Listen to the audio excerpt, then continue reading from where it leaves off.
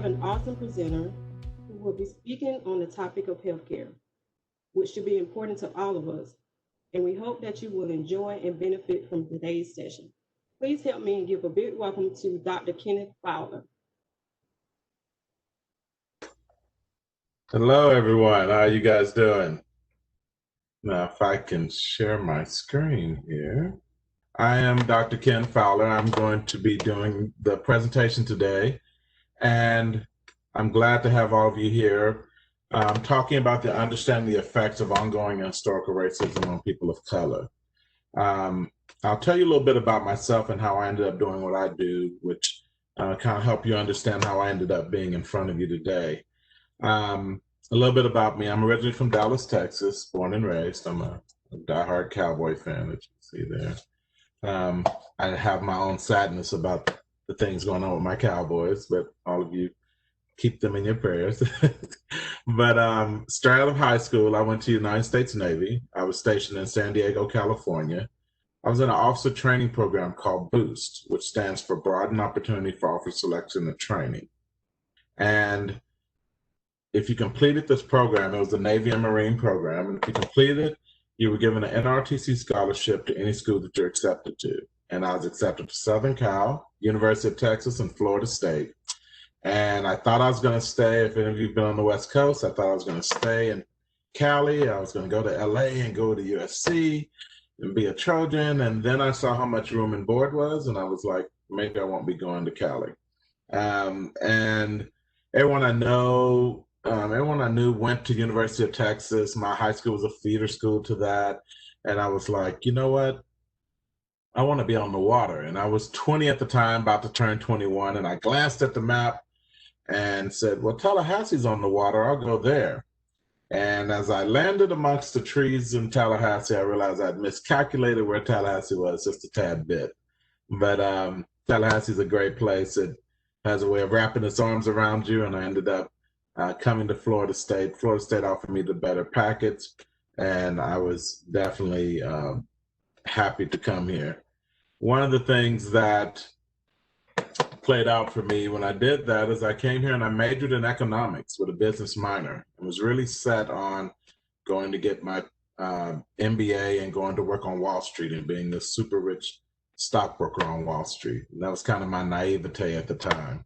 And a couple of things changed my direction. My grandfather, who was really the patriarch of my family, and granddaddy was a World War II vet. He, used to tell these stories about his times and his life. And I had two older brothers and a younger sister, and they used to hate his story. They're like, oh God, here goes granddaddy with his boring stories. And I used to love it. I used to sit on the porch with him for hours, just kind of listening to the stories and taking in his wisdom. And it was interesting because when we would be at their house playing sometimes, I remember a guy coming down the street and he approached my grandfather and he goes, Mr. Willie, can my wife and I come down and talk to you and Mrs. Ruth? We're having some marital problems and maybe you can help us. And he was like, sure, son. He's like, Ruth, throw some neck bones on the stove. We got company coming. We're going to talk to this couple. And you kids go back there and play in the woods and stay out of the way while I talk to these nice people. And I used to always wonder, why were they coming to talk to granddaddy?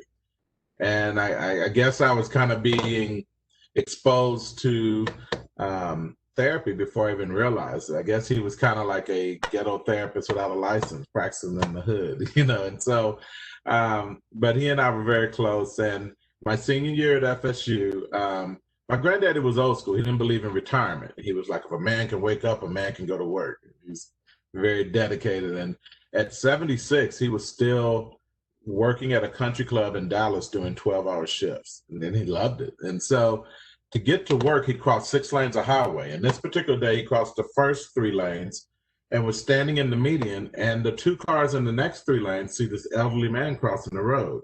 So they stop in the middle of the road to allow him to cross. Unfortunately, as he crossed in front of those 2 cars, the car in the 3rd lane didn't see him and hit him and killed him. And my mother called me and she was like, sweetheart, how are you doing? I know how close you and daddy were. And I was like, I'm having some ups and downs, but I'm managing. And sure enough, I was like, Mom, it's your dad. How are you doing? And she said, most of my family still lives in the DFW area. And so she was like, I have plenty of support. Everyone's here, but you're in Tallahassee by yourself. And I was like, well, Mom, I've been here 5 years. I'm not necessarily by myself. She's like, well, you don't have family there. And she's like, I'm going to call you right back, and hung up abruptly. And I was kind of perplexed by that. And then 30 minutes later, my advisor from FSU calls me and it's like, hey, Ken, we're sorry to hear about your grandfather. I'm like, how'd you hear about my grandfather? And he was like, oh, your mom called us and she's concerned and wants us to talk to you. And I'm like, wow, it took me like 2 semesters to figure out who my advisor was at FSU. My mom figures out in 30 minutes. So that shows one ups to moms. That's kind of what they do. And he said, she said she's going to keep calling until you come in. I said, she probably means that. I said, I'll come on in and talk to you. And I went in and talked to them, and they were like, how you doing? I was like, having some ups and downs, but I'm managing. He's like, well, we have this class called Death and Dying. I'm like, Death and Dying? That sounds pretty morbid. And he was like, no, actually, it's people say it's like a life class. And it's one of our more popular courses at FSU. It fills up in the first hour of registration. But with your circumstances, we can get you in. And I was like, okay. And he's like, and it's academically, it's not too rigorous academically. It might even help your GPA. And I was like, okay, well, great. Sign me up. And I took the course and realized, wow, I had a lot more work to do on the loss of my grandfather than I realized. And I began to talk with the instructor, Dr. Sally Carrioth, and really processed a lot of the things that were going on with my loss and grieving my grandfather, and began to talk with her after class and during office hours. And we kind of formed a kinship, and it was interesting. I was going to be graduating and doing my MBA part-time, which was going to take 4 or 5 years, and I was going to work a full-time job. And Dr. Carrioth approached me and she said, you know what? I love your energy. I love the way you think.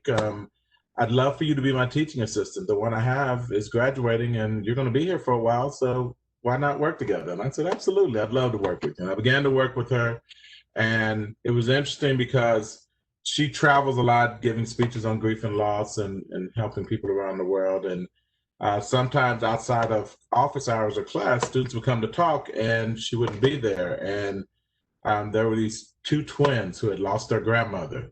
And they were fraternal twins, male, female. And the male twin came up and he goes, hey, I lost my grandmother. She really was like my mom. She raised us, and she's passed away suddenly, and I need someone to talk to. And I was like, well, she's not here. And he was like, I said, but I can get you on our schedule. And he was like, well, can I talk to you?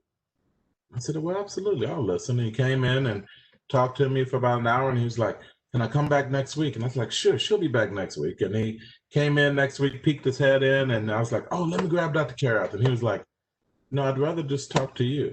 And I was like, well, okay. And he came in and talked, and he came about 5 weeks in a row. And the 5th week, he was like, hey, my twin, she's struggling too. Can I bring her with me? And I said, well, absolutely. And so both of them started to come. And Dr. Carrioth used to joke with me and said, you're going to mess around and become a therapist. And I'm like, nope, I'm not. Therapists are broke people. I'm going to be super rich on Wall Street. That's kind of, I was still chasing that naive dream.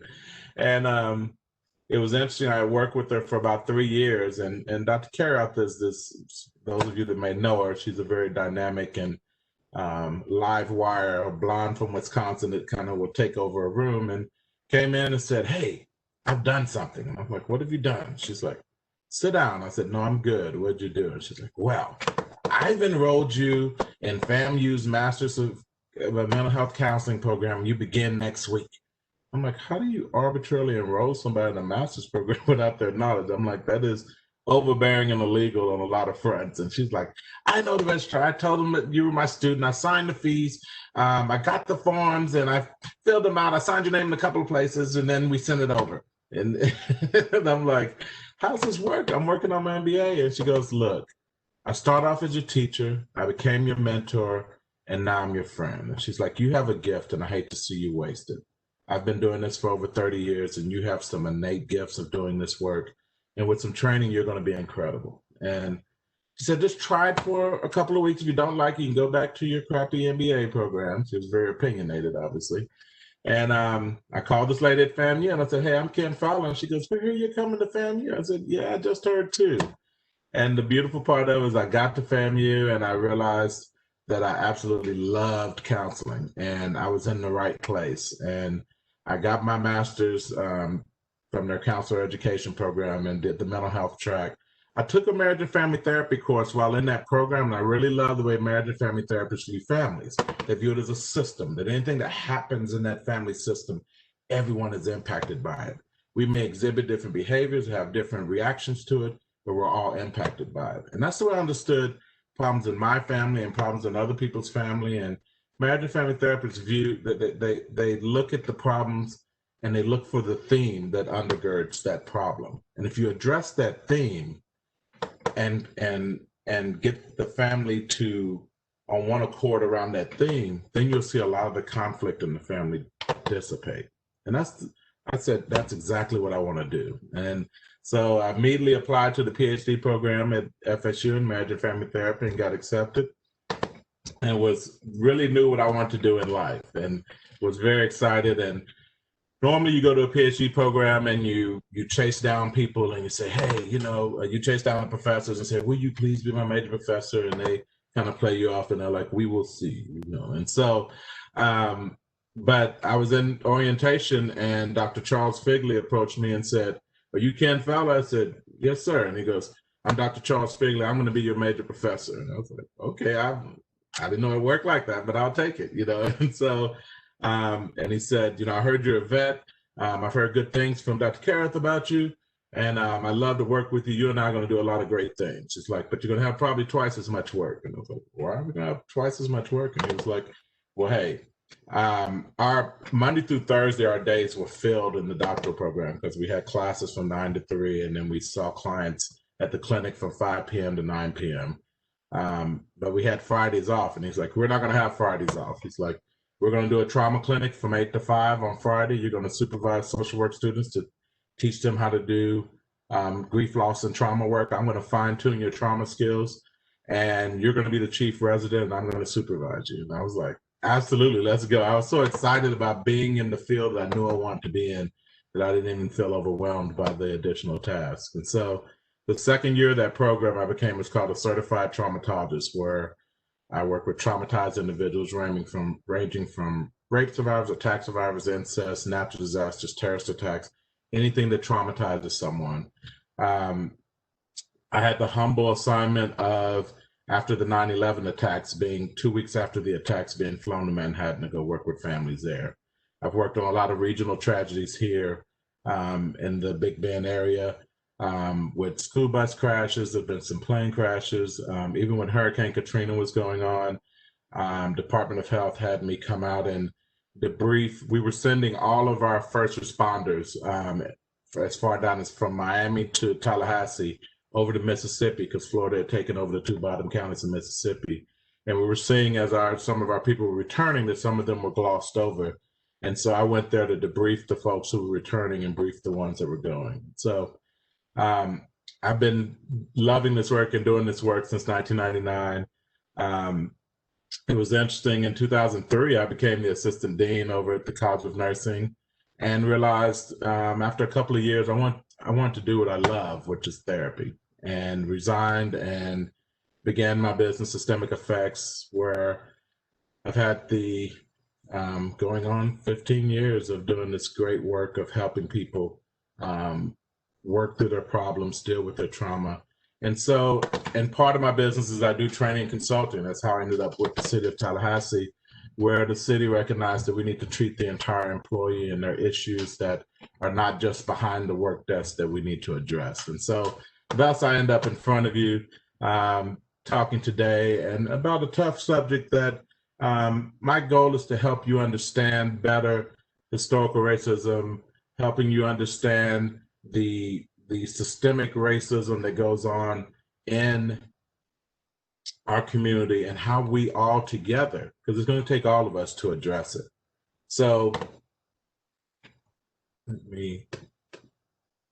some of the objectives that we hope to achieve are, we want to identify the difficulties or the intense feelings surrounding this. When you talk about social injustice and these kind of things, some people feel persecuted, or they feel blamed or whatever. And the discussion is much bigger and much larger than that.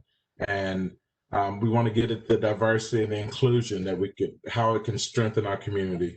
We want to learn how the coping mechanisms of dealing with the anxiety and stress regarding these issues, and the helpful conversations that can help ameliorate the tension surrounding that, how we can have a working dialogue about these issues that lead us to greater outcomes. And then lastly, but not least, looking at having a healthy understanding of how these things affect minorities mentally and physically, because there is an impact. And the better we understand that, the better we can be sensitive to it. Now, what are some of the mental effects of systemic racism? One of the things that we see is that there's a great deal of fear. Everyone's heard about the talk, that minorities and specifically families that have Black males have to have this talk about how to behave when you get pulled over by the police. I had that talk with my dad, and I was born in 1968. And so I was a teenager in the late 80s. Driving, and it was the first conversation my dad had with me about driving. It wasn't about making sure you look out for cars. It was like how you behave if you ever get pulled over. And so that fear for parents, because many of us have this overarching fear to hope our child is safe and doesn't make bad decisions. But the other piece, that extra level of fear of, will my child make it home? That takes an impact on a parent.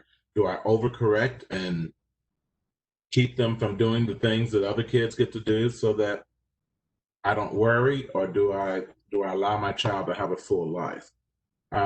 We get into sadness and numbness and emotional disturbance. These things weigh on you when you're dealing with a system that's constantly saying to you, you're not equal or you're not good enough. And if you haven't had that experience, it's hard to kind of even grasp. It's like, really? When all of these things started to happen, or since the George Floyd death and how this became, front and center, I'd never really talked about my experiences with other people about the run-ins I've had with law enforcement, or different situations where I was treated due to my race unequally. And when I started to tell colleagues those stories, I could see the shock on their face, like, no, that didn't happen to you. We know you. You're a decent person. And so they're shocked by it. And so I realized that, talking about your experiences and helping people understand that no matter how many degrees I have, that doesn't change when I'm out and I'm having to deal with situations where my race may get pulled into the equation. So that creates a confusion in individuals of, why is this the case? And then, especially if you're someone that believes in fairness, you're like, this is not fair. And so, but then if you try to institute that feeling of fairness in those situations, it could cost you your life. And so these are some of the mental effects that, if you're not part of that group and don't have to deal with, it's not something you've ever had to kind of contemplate.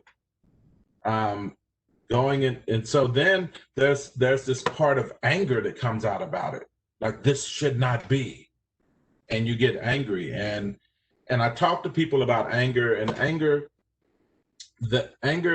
many of you are familiar with the Motown song, there's a thin line between love and hate. There's a thin line between love and hate. Okay, well, I'm not going to quit my day job, but you know the song.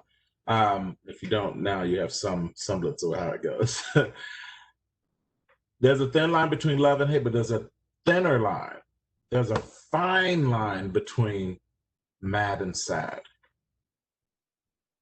And so what I say to people is, for every angry person, I guarantee you there's some sadness behind that anger. And so you start to see that when you feel like you're being mistreated over and over, and things aren't fair and things aren't equal, and the playing field is imbalanced, that anger that you see out of some folks is because of the sadness of the situation. And so you see people rioting and doing those kind of things. It's because they're mad, but it's because they're so sad about, this is one more reminder of how we're devalued, or our lives are unimportant, and those kind of things. So And for some people, they turn it internally and they start to have suicidal thoughts, like, why am I here? You start to have depressive symptoms. Your mood is low. You're stressed all the time. I remember being a kid in Dallas, and whenever there's a police helicopter flying over, our parents told us to stand still and don't move, because you don't know who they're looking for and you don't want them to mistake you for that person. And so imagine being a 12-year-old and you're outside playing as a police helicopter and you have to freeze. I mean, the fear and anxiety that creates in you. And as you get older, that anger makes you irritable. And then every interaction, not just with police, but in the workplace and at the grocery store, at the clothing store, when you have people following you around and you're like, seriously? And just last year, I had someone follow me around in a clothing store and asking me, did I need anything? Was I going to buy anything? And I was very offended by that, and even asked to speak to the manager. I'm like, what are those questions about? Even if I wasn't going to buy anything, that's not the way you speak to a customer. And so, and I noticed, and it's hard to not feel like that's not based off of them seeing my color and thinking, okay, he can't afford it. And my wife says, well, sometimes you need to dress up more anyway. But those things can happen, and those things really can. You kind of get exhausted, emotionally exhausted over time with those things.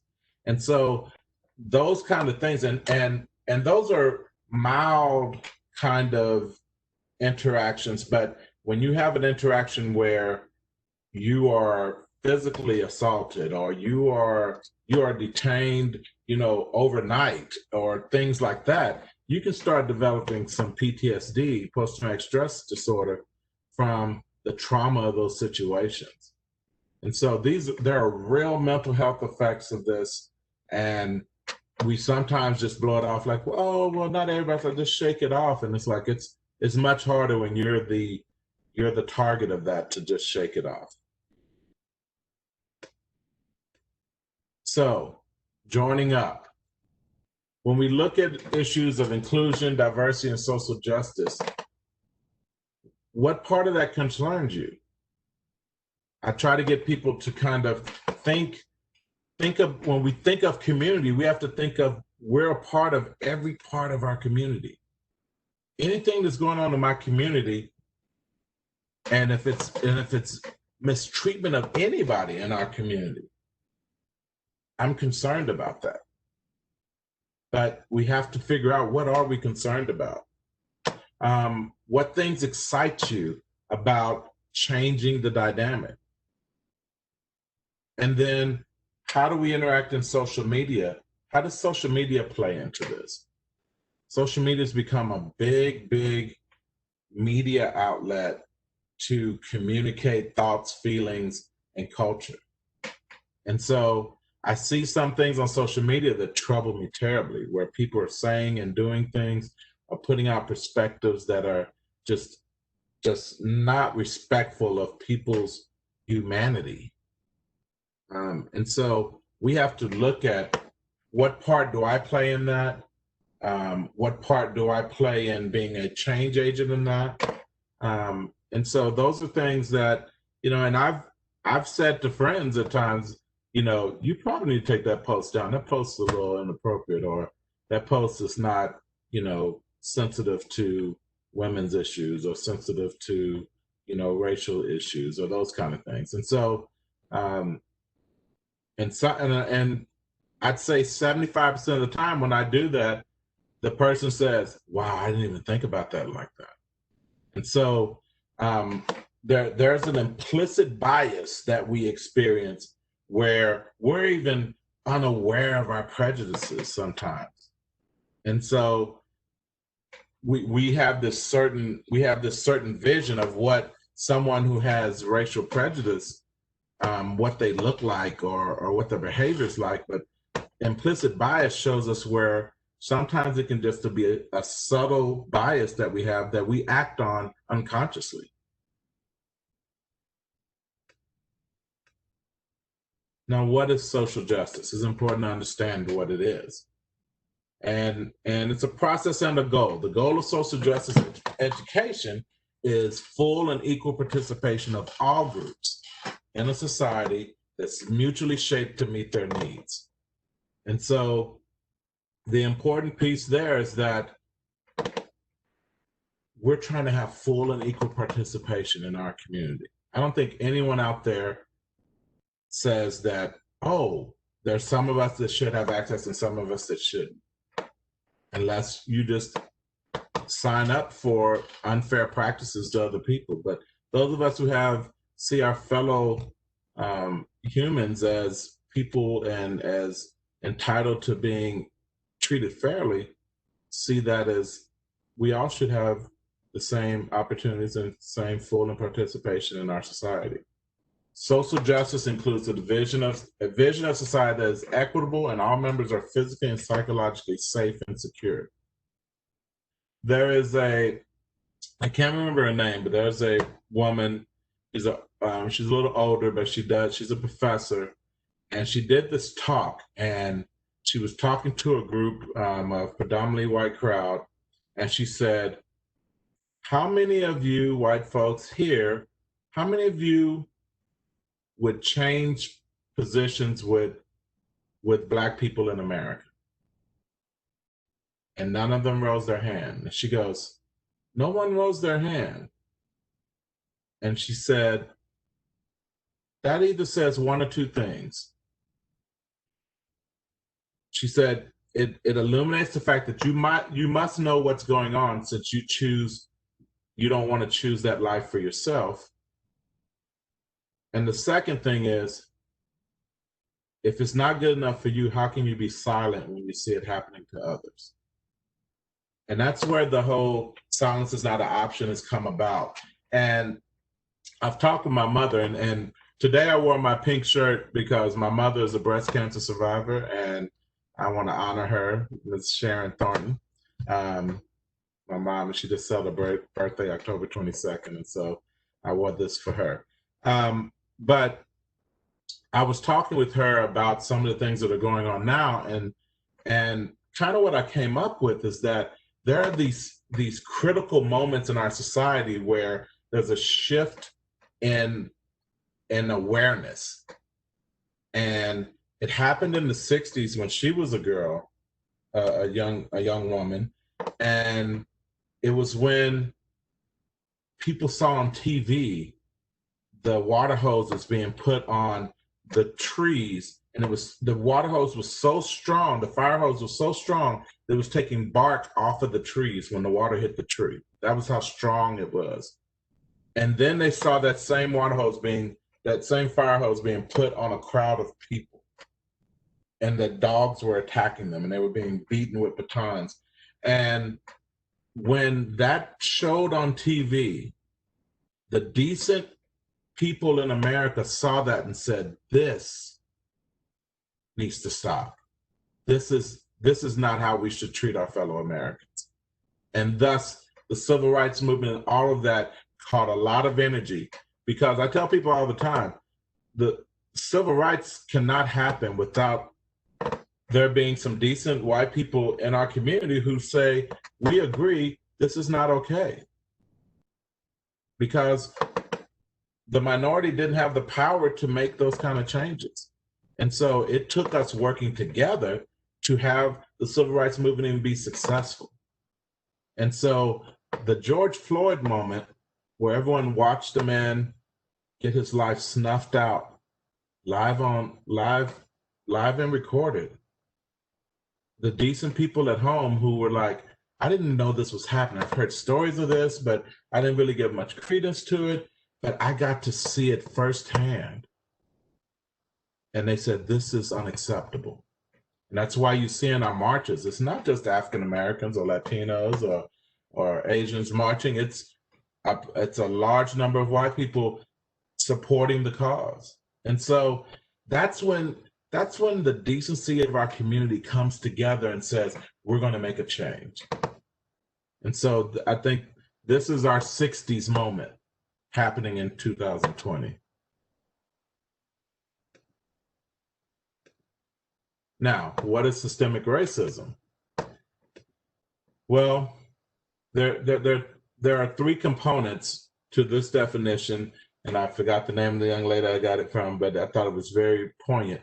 Systemic racism refers to the systems in place that perpetuate racial injustice, and it has three primary components to its definition. So systemic racism is much harder to see because it is ingrained in our institutions. And so when you look back at how these kind of inequities are sustained over time, it's because our institutions are built with those premises. And so the first part, there we go, is historically specific, meaning the systems maintaining racial injustice change over time and even on their location. So you see some locations where you start to see an evolution of thought and process where people are growing and maturing, where the things that used to be okay are no longer okay. But then you see some locations of our country where there hasn't been much shift in those attitudes and those beliefs. Secondly, it's a structural phenomenon. It means that the practices and behaviors that perpetuate racism within a system are baked into the system itself. And so you start to see it in the healthcare. It's not by accident that the rates of COVID-19 in African American communities are exponentially higher than the dominant group. These are all about inequities that have been based in our societal system that over time exacerbate certain conditions.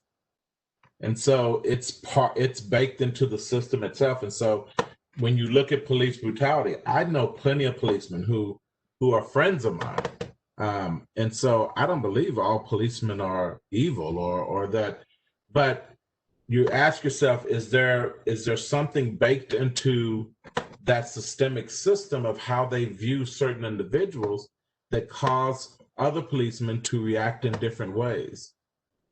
And I think from what we've seen, absolutely, that there's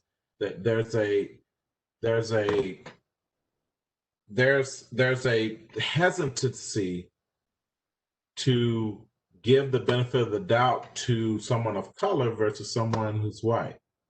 And there are multiple situations that you see that, and that's the structural phenomenon piece that people are talking about. And so this also means regardless of your intention, most people participate in some way with the systems that are in place.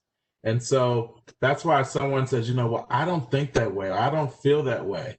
But if you are carrying out the program or the situation that this system has, and it's meant to increase inequities in different groups, then you're participating and you're part of the problem. And so that's where people sometimes get real struggle, because they're like, I feel like I'm accused or I'm being called a certain thing. And it's like, no, but you're benefiting from an inequity that you have to be uncomfortable with that too. And then thirdly, where systemic racism exists, if the system provides advantage for some, it's automatically going to disadvantage others. And so that is my definition, or not mine, but it's the definition I found that I think truly embodies systemic racism and helps people kind of understand that it's not just this simple little thing, that it's a very complicated, it's like someone cooking lasagna and you're trying to pick out where, you have 3 different cheeses in there and you're trying to figure out, how did this mozzarella get in here? Where is that? Well, it's baked into the lasagna. So it's an integral part. You have to do some major things to try to see how we weed that out.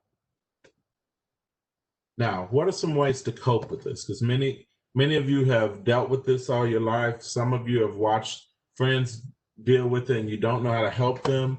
How can you cope? Well, one of the things you can do is talk about the racist experiences with others. I realized that as I started to tell my story, that people started to truly understand, like, oh my goodness, I thought this only happened to people who lived in the hood and had criminal records and those kind of things. No. This is happening to Black professionals. This is happening to working class Black people who just go to work and pay their taxes and live their lives, and they're caught in the middle of these situations that really impact them negatively. For instance, when I came from the Navy, there were a group of guys who went to FAM. Some of us came to FSU, and we all lived together and hung out together. And one of my friends was from Slidell, Louisiana, and he was like, "Have you guys ever been to Mardi Gras?" We're like, "No," and he was like, "Man, let's plan a trip. We can stay at my family's house in Slidell. We can get up and drive over to New Orleans, and you guys get to experience it." And we're like, "Great!" So it was the four of us going to do a road trip. And one of them, who was my roommate, was from Miami.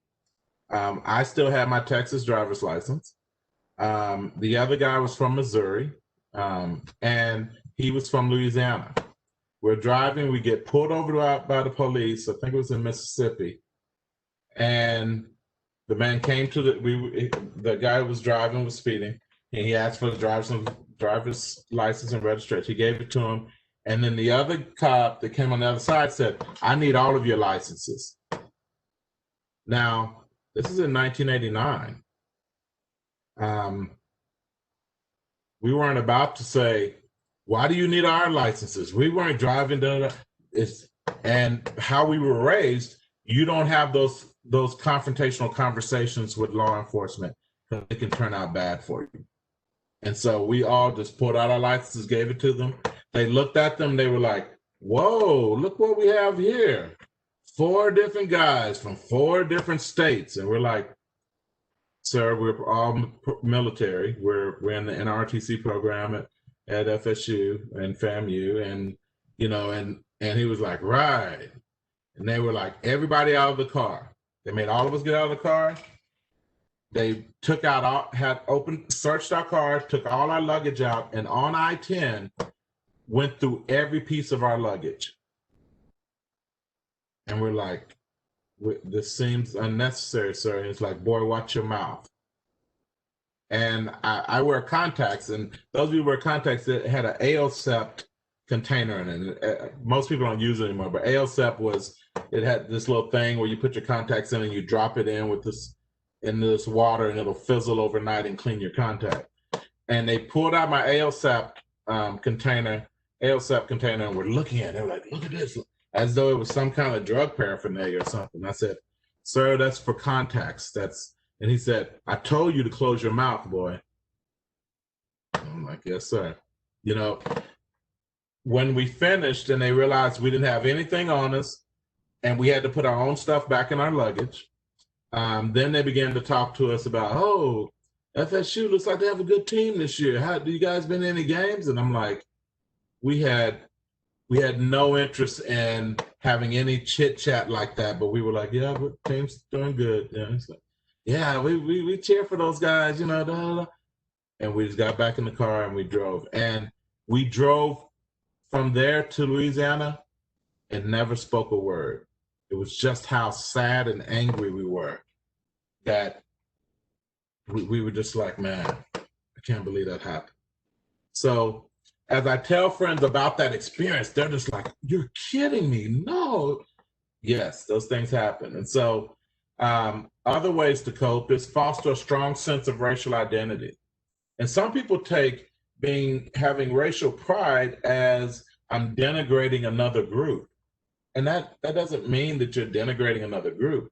Just understanding, okay, my culture, my identity contains these things. And so that's why I love Tallahassee. Tallahassee has all kinds of cultural weeks and festivals, the Asian Festival, the Mexican, the Hispanic festival, and then you have all these different things that are celebrating different cultures. If you don't know anything about those cultures, go to those festivals, learn about them, learn about their food, and so fostering that can really educate your community, create opportunities for people to be able to learn about your culture, leave friends and family. A lot of times when these things happen, you need someone that's going to love you and hug on you and say it's going to be okay, and help kind of thwart some of those depression or anxiety or stress that comes along with those situations.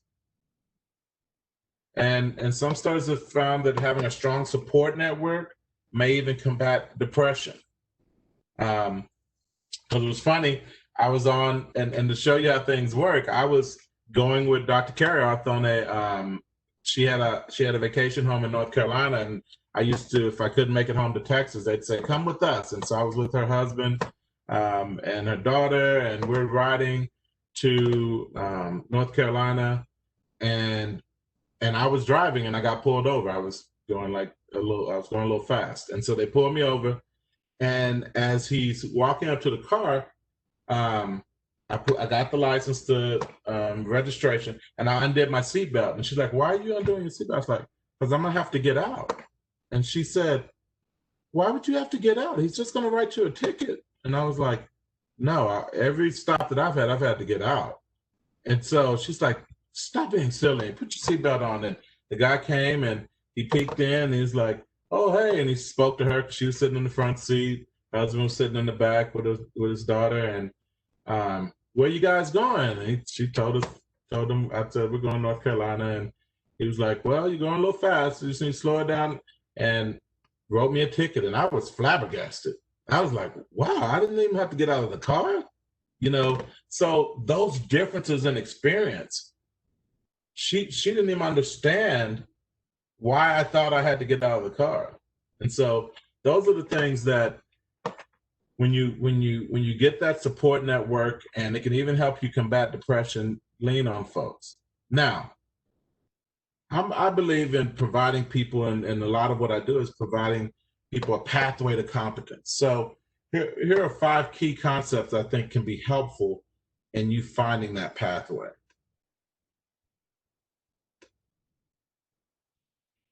Individual identity and group membership. I think it's a very important piece. You can have your individual identity, but also be part of a group. And so finding the things that we have in common and being a part of those, creating groups that celebrate that and allow you to still have your individual identity, but you can be part of a group, is very, very helpful. And the thing I see when I get people to start kind of interacting and really learning about each other, you all of a sudden learn that you have more in common than you have different. We all want to have healthy children. We all want to have a successful life. We all want to live in a safe neighborhood. We have much more in common than we have different.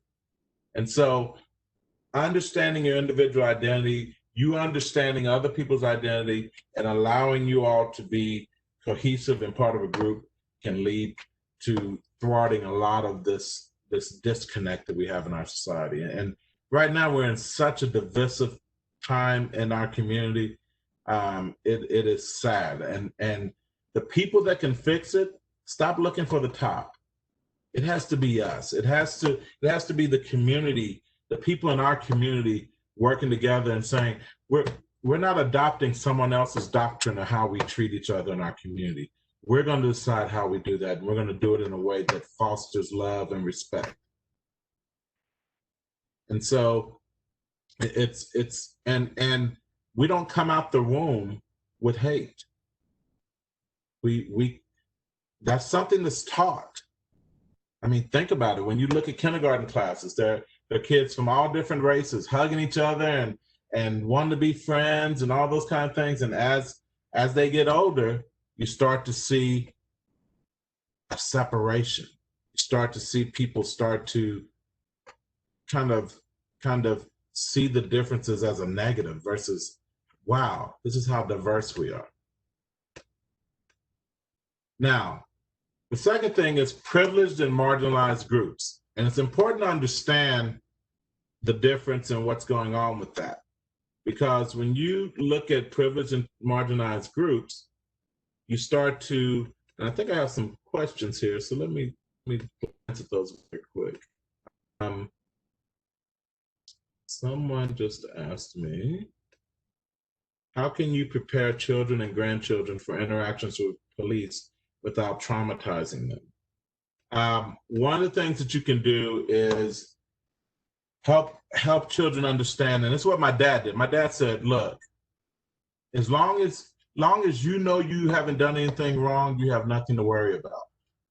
He said, you just follow instructions. You don't do anything. And so he told me, it's like, you don't make any quick movements. You don't reach for anything unless they give you permission to. Because if anything wrong happens and you're doing everything you should, as long as you're alive, I can handle the rest. I'll come and help you deal with whatever happens. But this is what I want you to do so that I get to see you again. And so there's going to be some angst in your child when they're thinking about it and they're like, oh my goodness, but also part of what happens in the community, the officers that are policing that community have to get out of their cars and know the people in the community. As a kid in Dallas, one of the life-changing things that happened to me was I was standing on the street. I saw this police car coming down the street, and I froze. That's what we do. We're like, okay, don't move. You don't want. Maybe they're looking for somebody. You don't want them to think you might be the person, or you might favor them or look like them. And so I'm standing, and the police officer pulls up to me right where I'm at and rolls down his window. It's like, hey, son, come here for a second. And I was like, I didn't do anything. He goes, I didn't say you did anything. He's like, I want to give you something. I was like, but I didn't do anything. I didn't, I'm saying, and so then I walk hesitantly up to his car. I guess I'm probably about 10. I walk up to the car and he goes, do you like the Cowboys? I was like, yes, sir, I like the Cowboys. And he goes, do you like Tony Dorsett? I was like, yeah, he's the running back for the Cowboys. And he gave me a player's card with Tony Dorsett and his stats on it. He goes, you like Roger Staubach? I said, yeah, he's the quarterback. And he gave me two cards. And it completely shifted how I thought about the police. And so it caused me to say, wow, okay, there are nice policemen. And so, but that policeman made an overt effort to connect with me. And so I think it's important that we get back to community policing, that we'll be able to alleviate a lot of those things. And you can be aware of things that normally you wouldn't be aware of, that people will bring information to you that normally you wouldn't get. Johnny, who you see walking on the street, he's bipolar, he's schizophrenic, and sometimes he gets a little off his medication, and so you may see him acting kind of weird. That police officer having that information, next time he sees Johnny, he kind of knows. But if he doesn't have a connection with the community, he may not ever get that information until Johnny's in a serious situation, and now the officer is just seeing his behavior as erratic. And so I think just preparing them to be safe and say, look, these are the things, you do these things and you'll be okay, we hope. And so that's the goal. That's the best we can do. And so that there isn't any, I see a lot on social media where people are like, okay, I know a little bit about the law, so I'm gonna test the policeman, and I'm gonna, you pull me up, I'm not gonna let I'm gonna be confrontational. I don't encourage that for any minority person. I think that's just dangerous because you don't know who you're dealing with, you don't know the mindset that they're in, and so I always say get home alive and deal with the rest, in court, so that you can be well defended. Another question was, how can you talk to someone who deeply believes the QAnon phenomenon and appear to be traumatized by what they believe. All you can do is share your truth. And so are there going to be people who don't want to believe that social systemic racism exists? Sure, there are. And all you can do is provide them with knowledge, provide them with facts, provide them with information. And if they don't want to digest it, they're not going to digest it. But don't let it anger you. Don't let it cause you to become confrontational, because as we look at these privileged and marginalized groups right here that I have up, what you'll see is that in those groups, we all belong to multiple parts of those groups. Some of these groups are more privileged than others, but we all belong to some race. We all belong to some class, whether we're middle class, upper class, lower class, we're poor. We all belong to a class. And we all have a gender. We have our sexual orientation. We all belong to different religions or no religion at all. There's an age disparity. We see it in South Florida, the way people view elderly down there and how are they treated? Nationality, we have different. So you will find of these big 8 groups that we all belong to maybe 2 or 3 or 4 of these groups. And then in those groups, there's an overlap of commonality. And our goal is to make sure that these groups have some equal treatment. And so it's important to figure out, okay, where do I have some implicit bias about a particular group? Maybe you have an implicit bias about age. You view the elderly as incompetent, or you view youth as incompetent. It could go either way. There's a restaurant here in Tallahassee that has a sign, and it says up top, it's like, hurry up and hire a teenager while they still know it all. So I always found that funny. But it's important to realize our own biases. That, if you have a bias against women, that you feel like that they're not as competent or something like that. If you're in a leadership position, you may be unconsciously acting on that. You may be cutting some women out of possibility for promotion because you have this bias about their gender or someone's religion or their sexual orientation or their race. And so it's biases that you use to thwart someone's success or to make someone feel less than is unhealthy. And it hurts your community. When someone asked, do I think we have a culture of police intimidation in schools? I think it's more I think it's a helplessness response that is happening on multiple sides. I think what happens is, here we have a child that may be acting out, and the child acts out to the point that they're being violent. Well, the teacher's like, I want to restrain them, I want to do something, but I could get in trouble as a teacher for restraining them or doing anything. So let me get law enforcement involved who has the ability to restrain someone. And so you get law enforcement involved. And then when that happens, and then it takes it to another level. And so backing all the way up to before we even get to those points of having things in place where we're able to get people to start working together. We're able to get everyone functioning. And so you start to see how these things start to impact the group and start to negatively impact those situations. And then they escalate, and then we don't know how we got there. Now, the other part is And someone said, you know, I thought we were talking about racism in healthcare. We are. These things impact people's health. How I talked about the things at the beginning of depression, anxiety, PTSD, those kind of things. But if you don't understand how these things impact people, then you don't understand how they're having the negative mental and physical feedback from these particular things. And so when you start looking at dominant and subordinate groups, you start looking at, okay, some have access to power, some don't.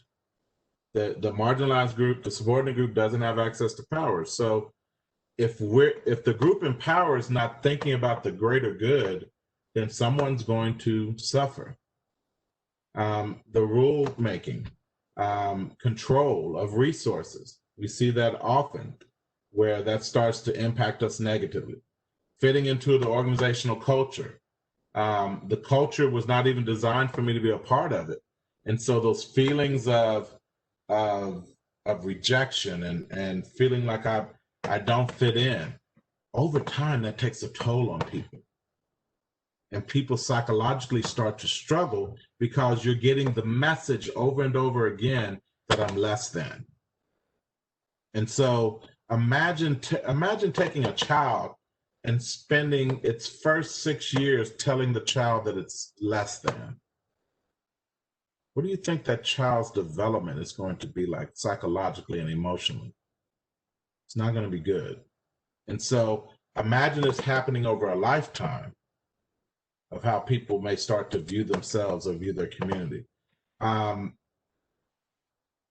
Here, where you see the dominant group is assumed capable, while the subordinate group is often assumed to be deficient.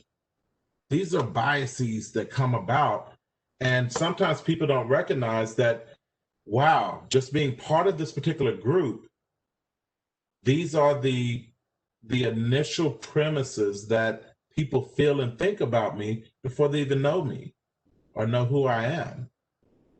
And so if you're part of the dominant group, you're assumed to belong, where other people are viewed as outsiders.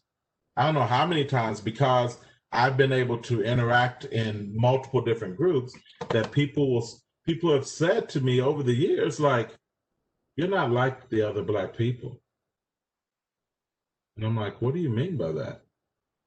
You know, and then they are shocked, like, what? Well, no, I'm just saying that I like you because the other Black people I've dealt with, I'm like, but they're not fully representative of all Black people, as I'm not. And so you have to get to know people individually to figure out who they are.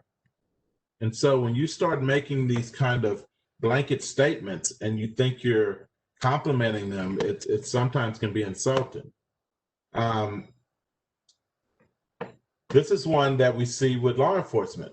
People of the dominant group are approached while people of the subordinate group are suspected. And so in the medical field, there are research and studies out there where African Americans are diagnosed with schizophrenia disproportionately than any other group. Now, do you think genetically just African Americans have schizophrenia more than others? That's not supported in the research. But what's happening is that because there's a depiction of Black folks as being paranoid or those kind of things, and I had an instructor that talked about this, and he said, is it really paranoia if people are really after you?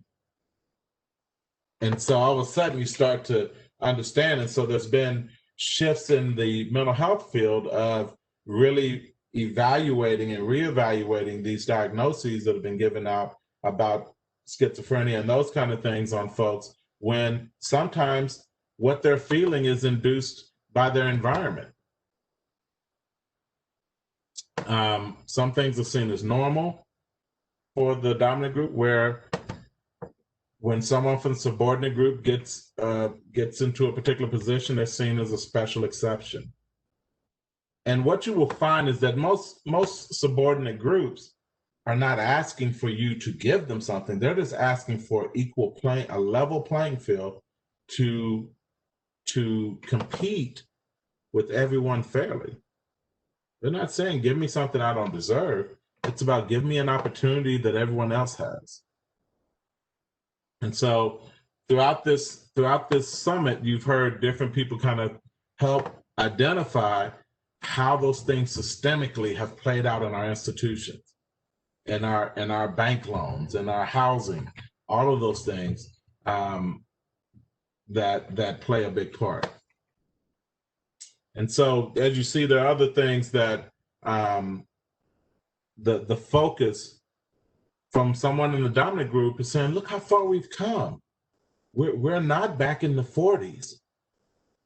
But the subordinate group is like, no, but look how far we need to go, because Black people are dying in the streets for no reason. And so you start to kind of understand the different lens we see the world through, and being respectful of that and understanding that is important. So when we start looking at these groups, what are some of the patterns that you notice that are present in this inventory of these different groups that we belong to? What identity am I most conscious of? If you look at these groups, which group do you immediately say, hey, I identify with this particular group first and foremost? I think of myself that way.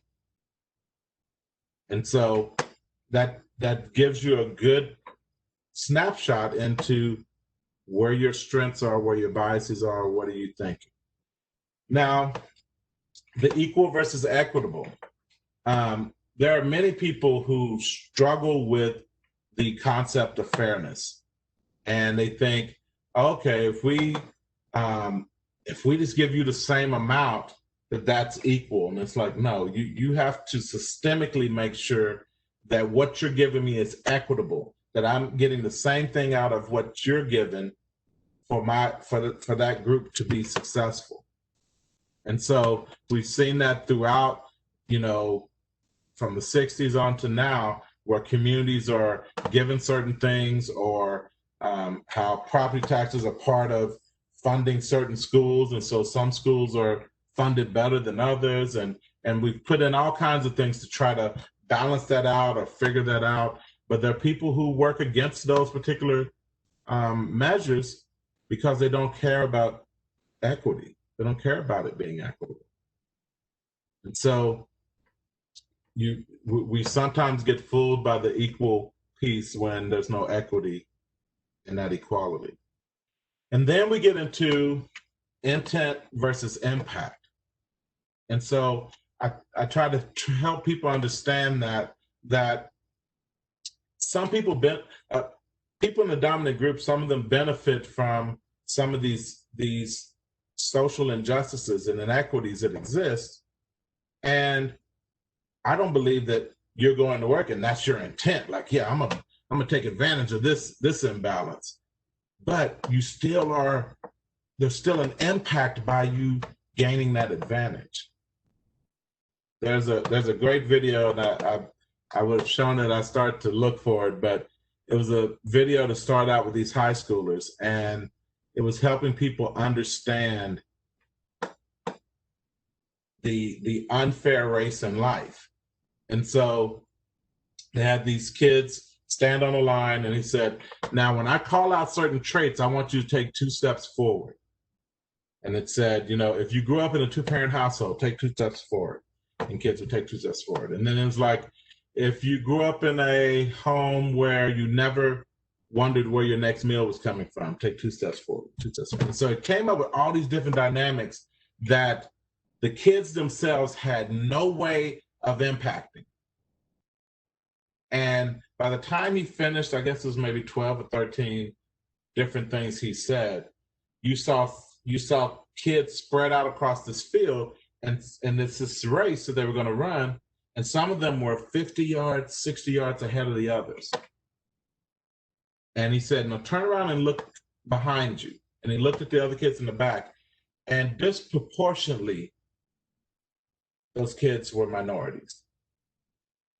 And so he said, now you're looking at some of these kids would smoke you in a fair race. They would outrun you. But they're starting at a disadvantage. And that's what systemic racism does. It sets up these disadvantages that have people running, giving people what big head starts, but then they still have to run their race. Those kids that are starting 56 yards back, they still got to run their race. And so that is inequity. And so and I'm sure you can Google it. Just Google inequities, kids, and you'll probably be able to find it. But it is impactful to watch, and I encourage all of you to kind of familiarize yourself with it, because it really brings home visually the disparity that exists based off of when these institutions have these things in place that disadvantage particular groups. Now, we have multiple group memberships. There's intersectionality between us.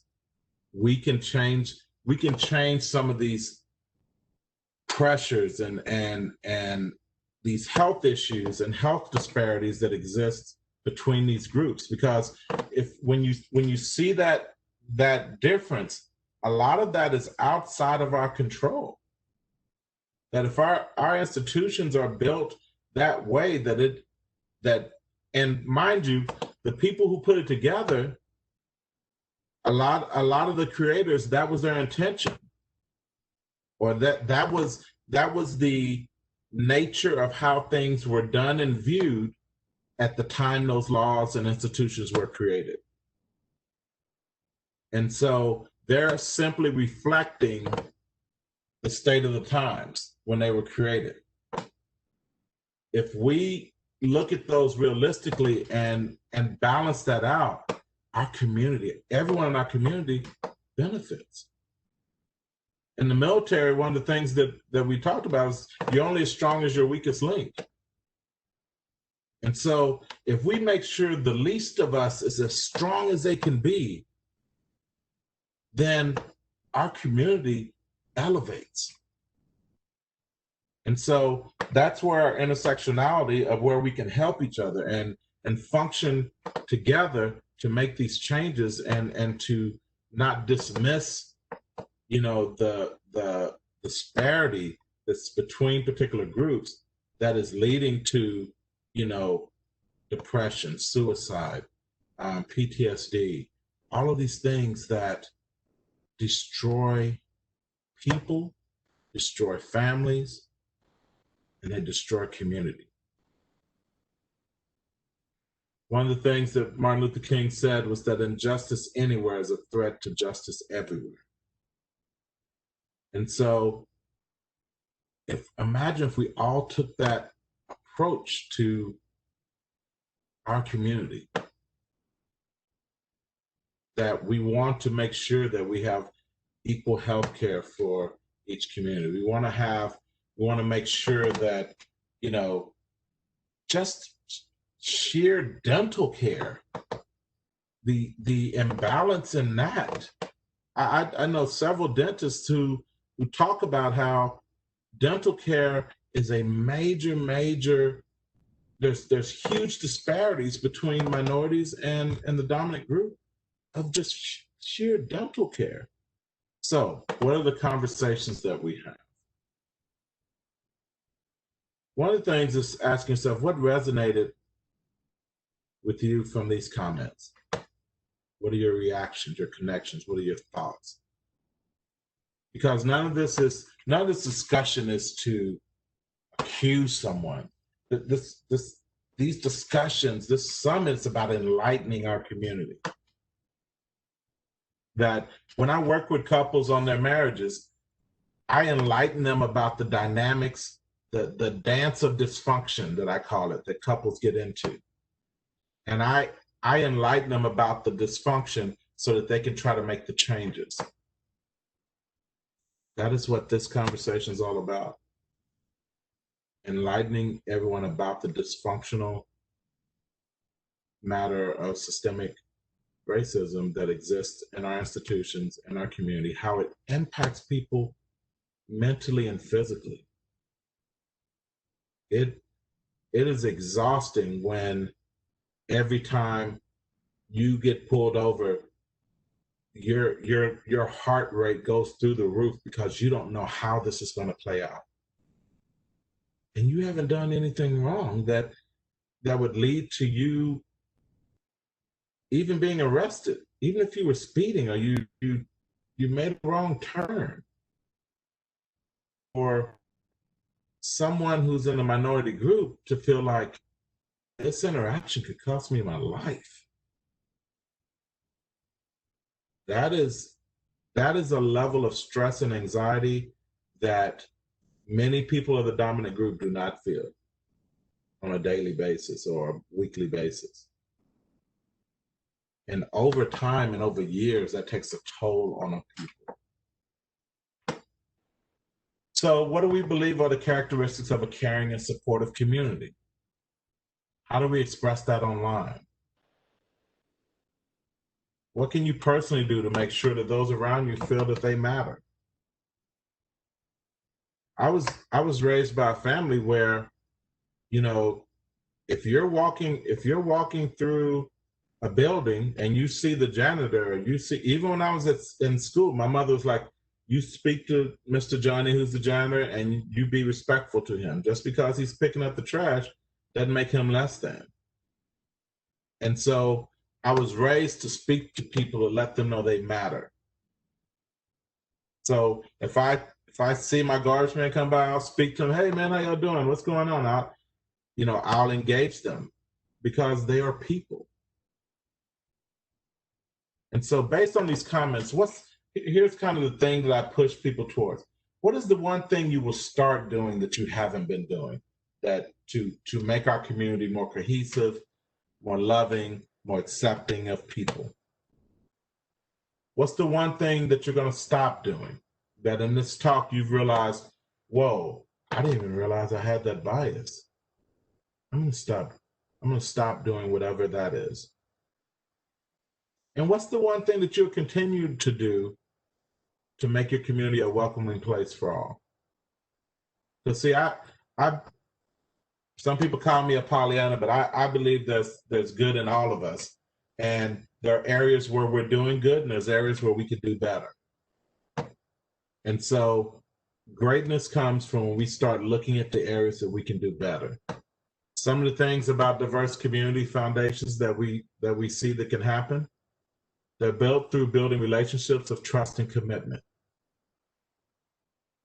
Let's start building those relationships. Let's start working together in our communities, in our neighborhoods, at work.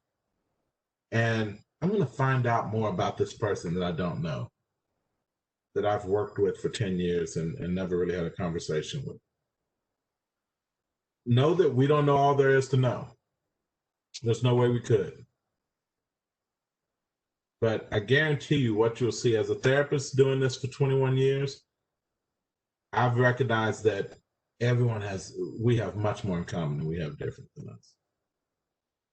And I have clients of all different races, cultures, backgrounds, religions, political affiliations. And I'm just glad I can be able to help them. But there's a great deal of commonality between us all. Just because you are doesn't mean you understand.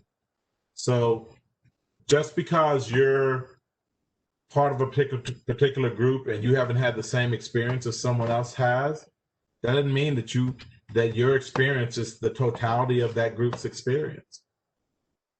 And we see that sometimes in minority groups where people who have lived affluent lives say, oh, that's overstated.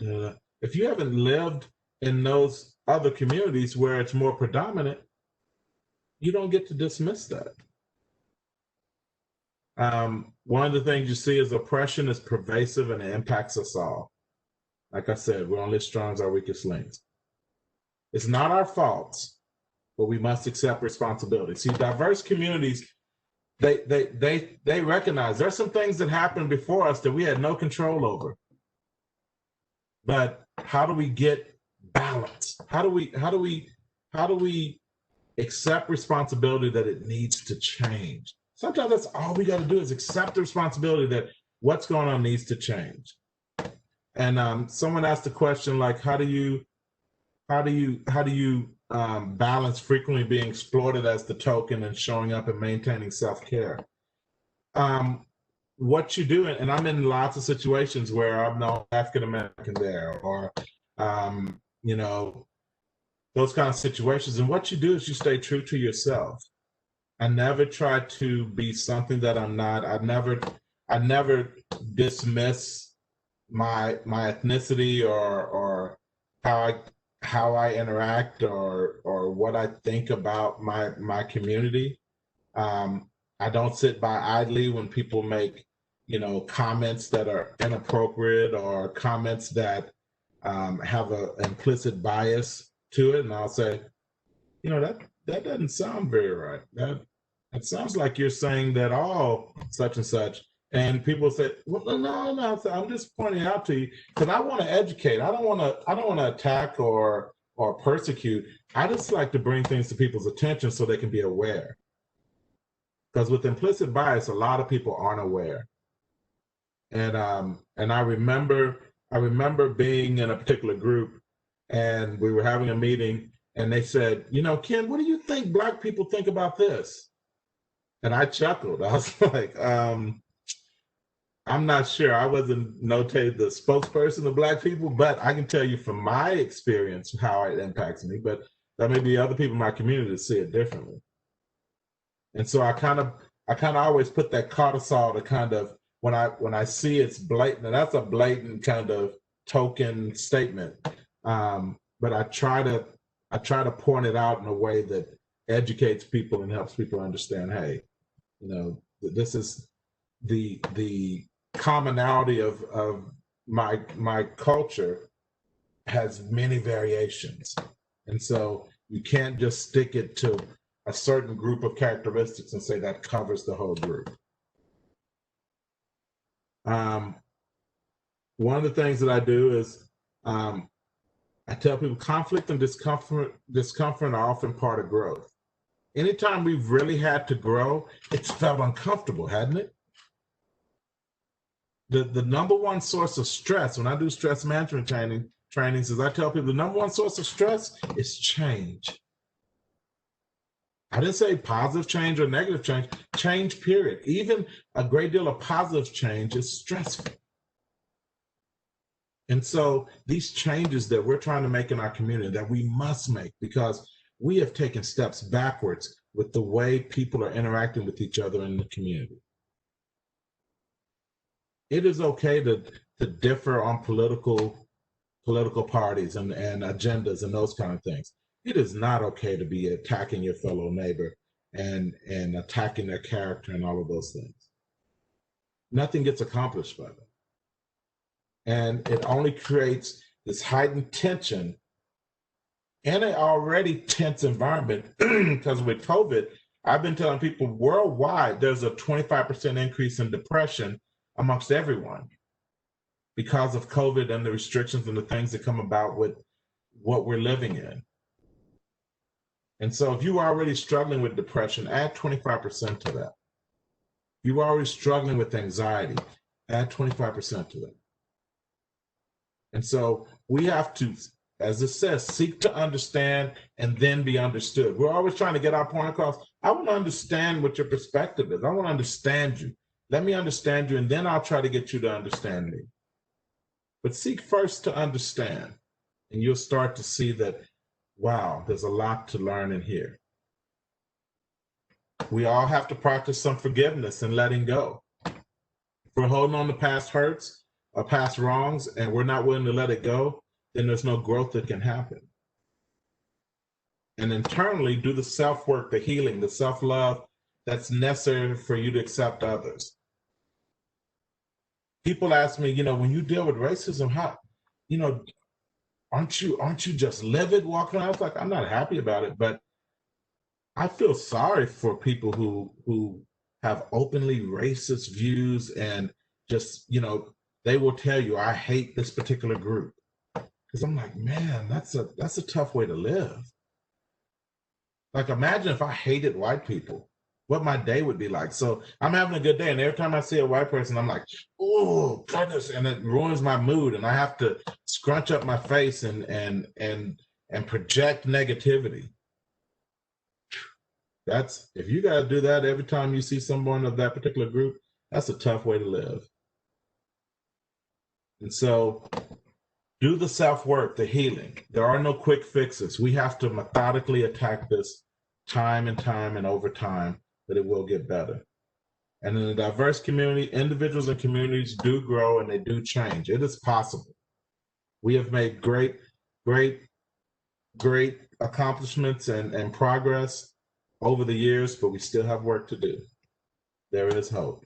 This group of pictures are different times where I've seen particular groups where diversity and things are coming together. This group, this top left picture is a situation, I think it happened in England, if I'm not mistaken, and there were protests, and this gentleman had been arguing with the protesters and got separated from his group, and there were some protesters who got angry with him. They got in an altercation, and these gentlemen saw that it was going bad for him, and they went over, removed people from him.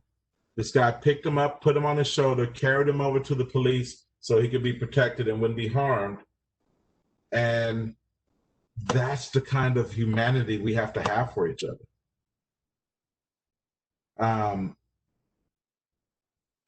Sometimes someone asks, why is the response tinged with anger when discussing race?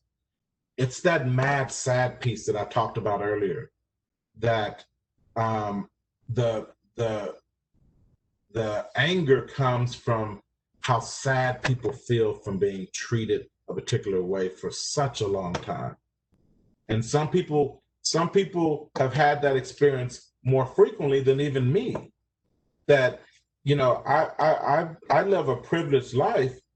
And so people who live in poor situations or more difficult situations, they're experiencing it not once every, blue moon. They're experiencing it every other day or daily or whatever it may be. And so they get to a point where they've had enough. And so that sadness morphs into anger.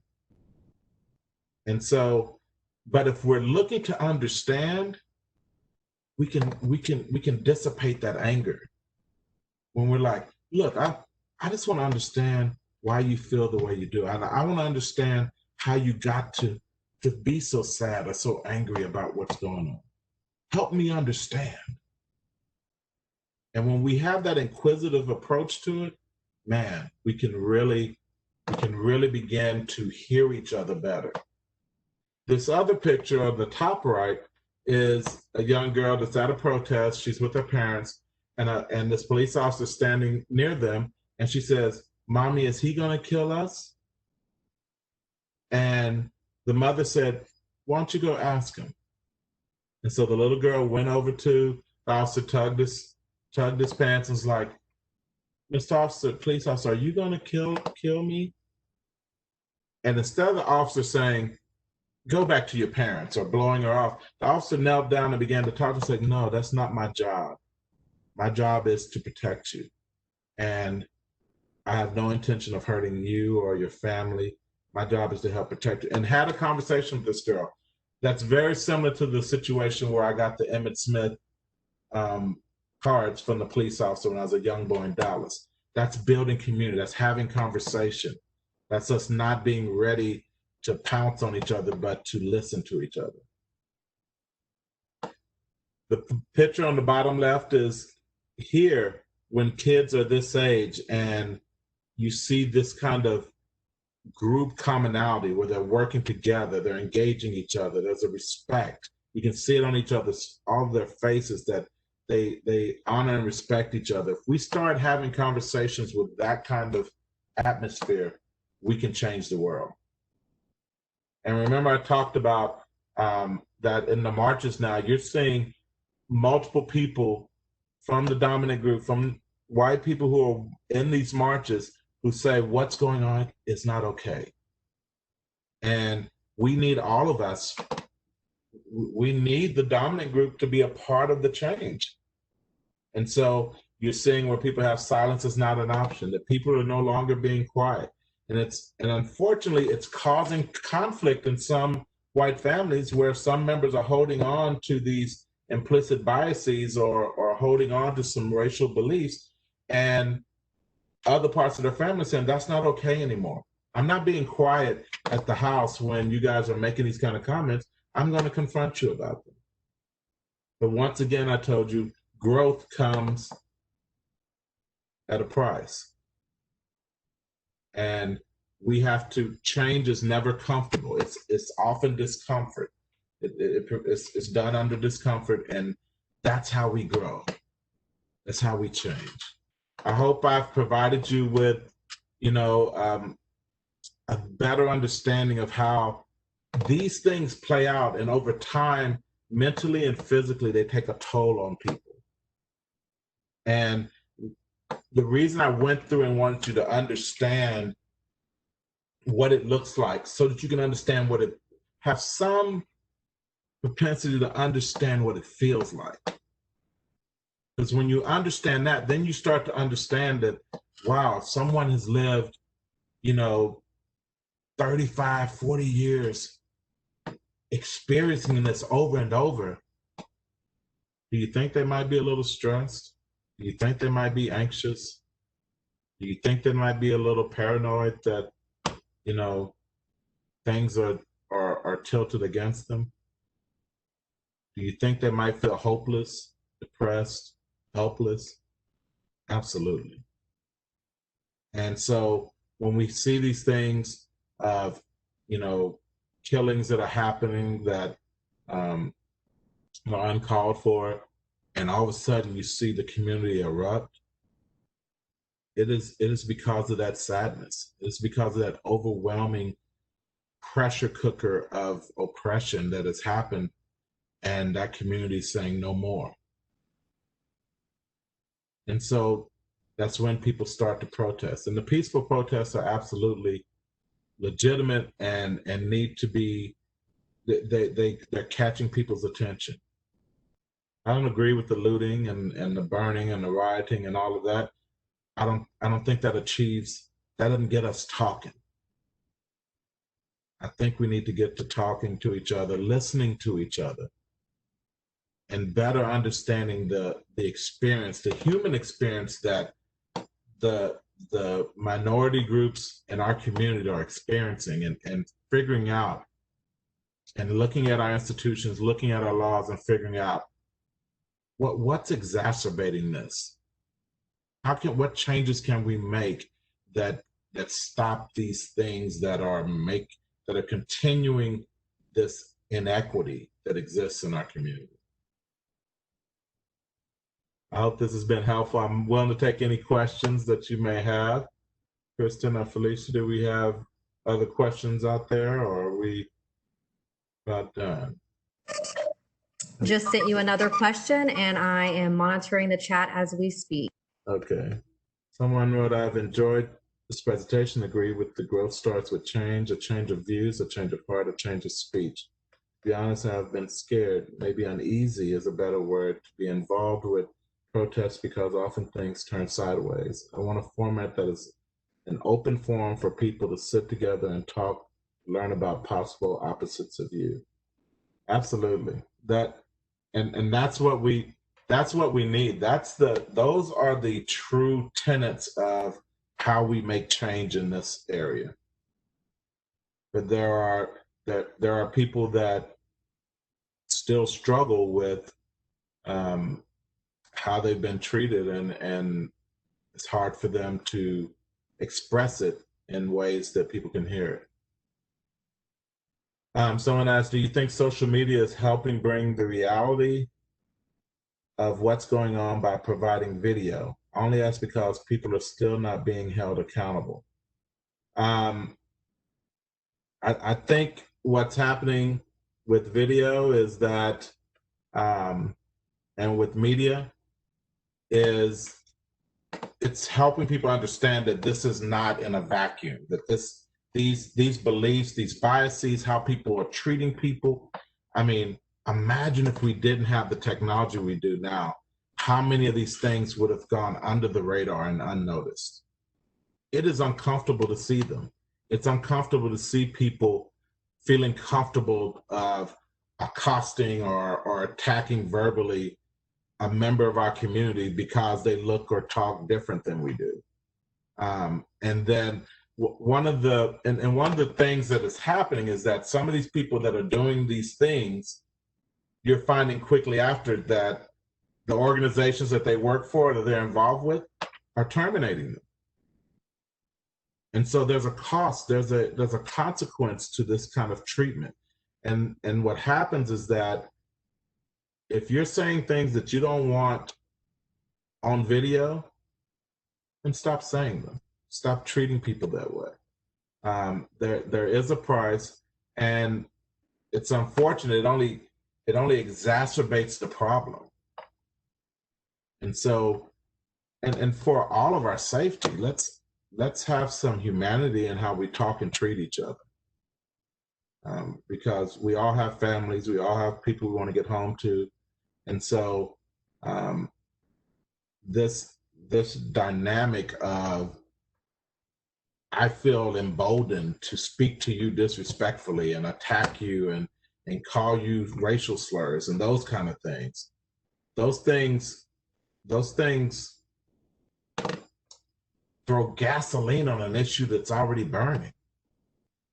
And then when someone reacts in an explosive way, then people are like, oh my God, I can't believe they did that. And it's like, this happens. And when we're not communicating in a way that is healthy and functional and where we can hear each other. And look, we're going to have fringe people. Let me tell you this. There are people in our community who want this kind of conflict going on. They thrive on it. They love to see it. They do not want our community functioning in an equitable, loving, caring, prosperous way. We have to identify those people and put them on the outskirts of the discussion. It's going to take those of us that are sensible, who are loving, who are caring, who are kind, who have good hearts. And maybe we don't even know some of the biases we're acting on. And if it's pointed out to us in a way that we can see it and hear it, we'll gladly change. That's the change. We're not going to change the people who enjoy combative, hateful things between people and get a rise out of it. We see that those people do exist. But we can be the change agent. That's why those of us that are decent, we can no longer be silent. We have to be involved with it. We have to have a voice. Find out where your voice will be the most effective and start using it.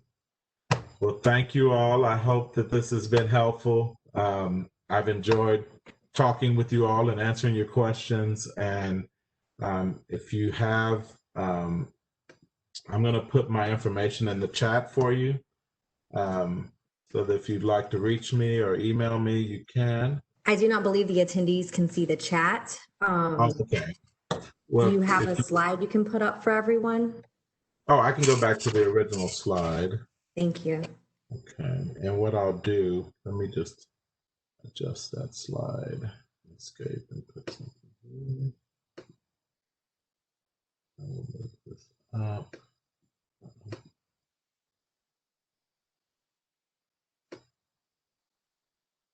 And I'll put my email address right below that.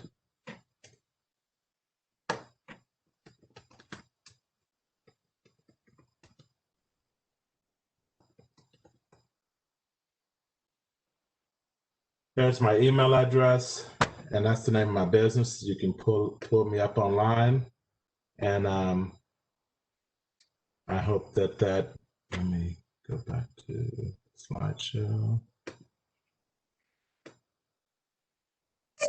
I have been informed they can see the chat. Oh, they can. Okay. Mm-hmm. All righty.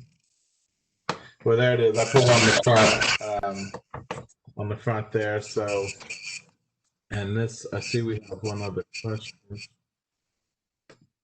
when we see it so much, we tend to get numb to the view and feel as though it is what it is.